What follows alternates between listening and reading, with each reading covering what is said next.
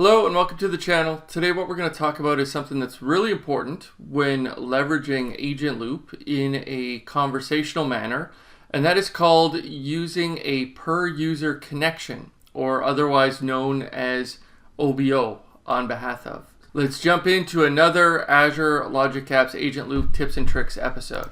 Alright, so let's talk a little bit about why this is important. Now, historically, there's always been concerns about the use of system accounts and service principals within organizations, especially in that integration or automation context. People were never really happy with it, but because these things would run in the background, it was kind of difficult to tie it to an individual user's identity. Now, the concerns were typically you have a single account or few accounts, and these accounts typically have elevated access because you may have a variety of different use cases that your integration or automation platform are performing. And that poses some security risks because there's elevated privileges being used.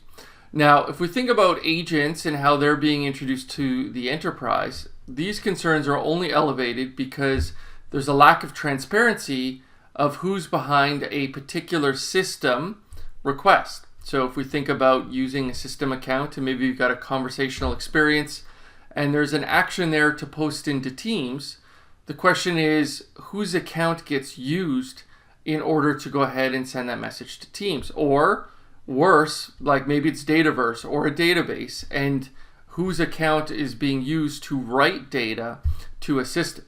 And this is where the per user connections, or OBO, which stands for on behalf of, comes into place. Where dynamically at runtime, we can actually consent for access to that user security context and actually use that security context to dynamically create a connection on the fly that can be used to access that system, whether that's reading or writing. It doesn't really matter, or updating, doesn't really matter. But that's really sort of the essence of what this feature offers. So let's talk a little bit about where do we set this up. Now, as a developer, you go ahead and you create a connection inside of your workflow. So here, we're going to go ahead and create the send an email action, which is part of the Office 365 email connector. And you see there's a checkbox here. It's rather subtle, and it's actually the default. So you can go ahead and create as a per user connection. And I think it's, this is a good feature. You should use this. Wherever possible, you should be using the logged in user security context. Now, when I say logged in, I'm referring to the chat experience that we're going to see in the demo. That is an authenticated session where that user's logged in to that particular web page where the chat widget is actually being hosted.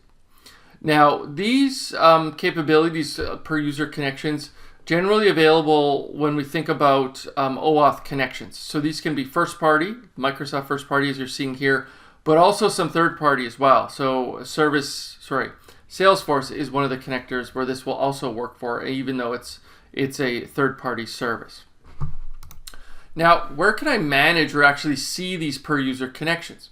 So if you go into a Logic App, and we're talking Logic App Standard here, we can go and click on Connections, right, which is part of the Workflows menu item here. And this is where we'll typically see our API connections. Now, there's a new column here called Tags. And what we're going to see is we've got a dynamic tag associated. And this represents that dynamic connection or that per user connection that's been created here. And we can see here, this is my account where this has been done.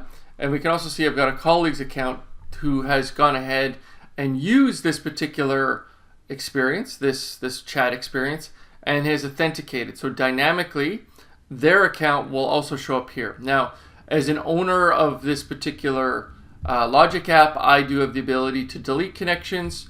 If that happens, then a user would have to re-authenticate. So you've got some control from that perspective. Now let's talk a little bit about prerequisites, because while this is pretty simple to set up thus far, there is a step that you're going to see. So when you go ahead and you enable those per user connections, when you're in the designer, you're adding a connector or action to your canvas, that's pretty simple. You're just checking a box and, proceeding as you normally would. Now, when you launch the chat surface for the first time, you're going to see this particular experience, right? Where it shows your chat. It shows the actual URL and key and whatnot. But there's also this authentication link. Now it says configure EasyAuth to enable chat client outside the portal. Now you're going to want to do this if you're hosting a custom chat canvas, but you also need to do this if you want to use per user connections or OBO.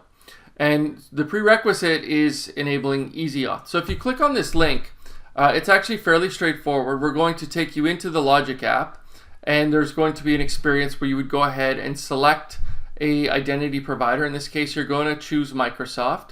Now, the one setting you do need to go ahead and change is this app registration type. The default's going to be this item here, but you're going to want to select recommended for conversational agents, create new app registration. And so that is naturally the one that we want to choose here.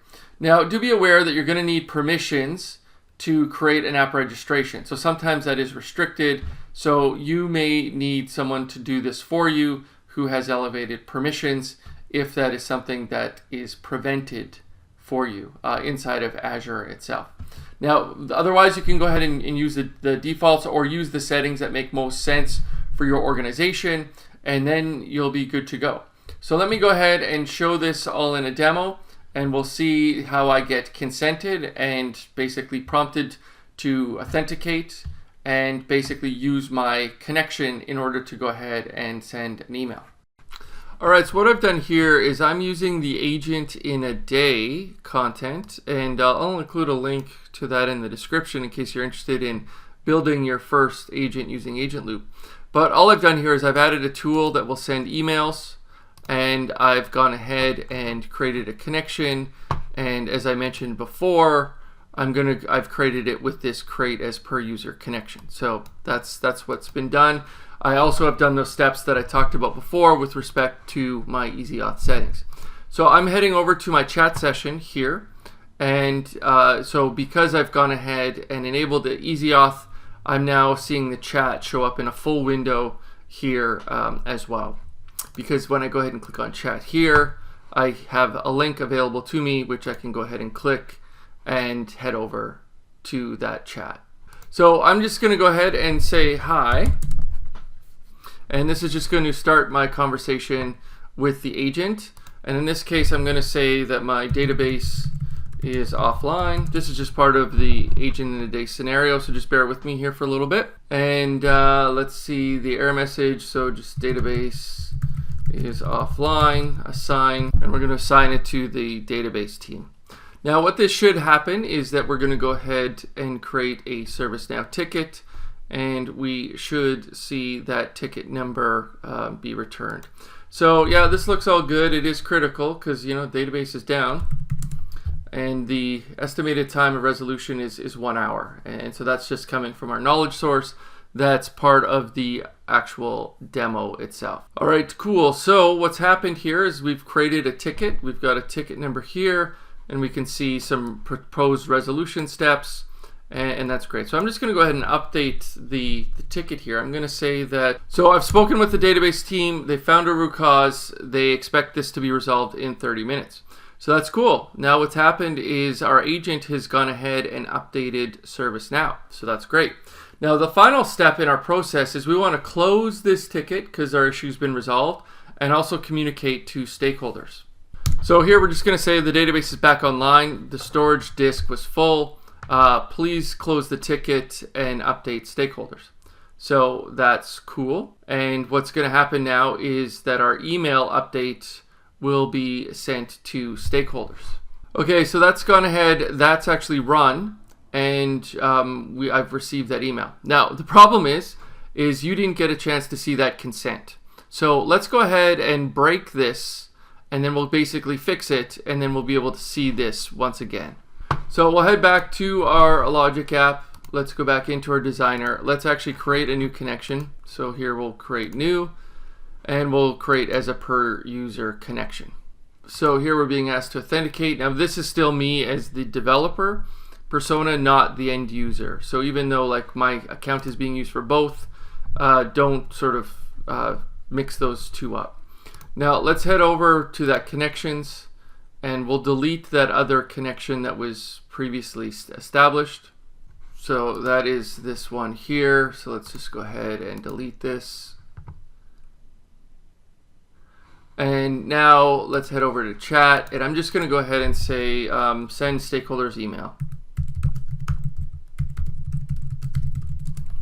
And we'll kind of skip that previous part just because we do have a tool that is there to send stakeholders email notifications.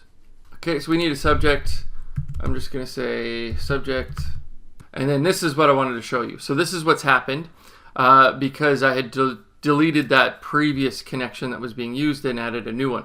So here I'm being asked to go ahead and sign in. And so this is going to be my user credentials now. And so what this will do is dynamically create that connection under the hood that would then be used to go ahead and send this email. So we should now see that the email is sent, and it will be sent with this dynamic connection that we just established instead of the developer's connection that was historically used inside of Logic Apps. All right, so back in our inbox, we can see subject of hi and then body of world, and that demonstrates how that works. So this is something that's it's a pretty neat capability. I think it's super important for customers as they build these agentic business processes, and they want to ensure that when there are actions that are being executed, when it makes sense, that it executes underneath the logged in security context of the user itself. And this helps you avoid using system accounts and shared accounts, which naturally security folks aren't usually a big fan of. So hopefully this helps. Hopefully you find this interesting. And I would definitely recommend you using this whenever it does make sense.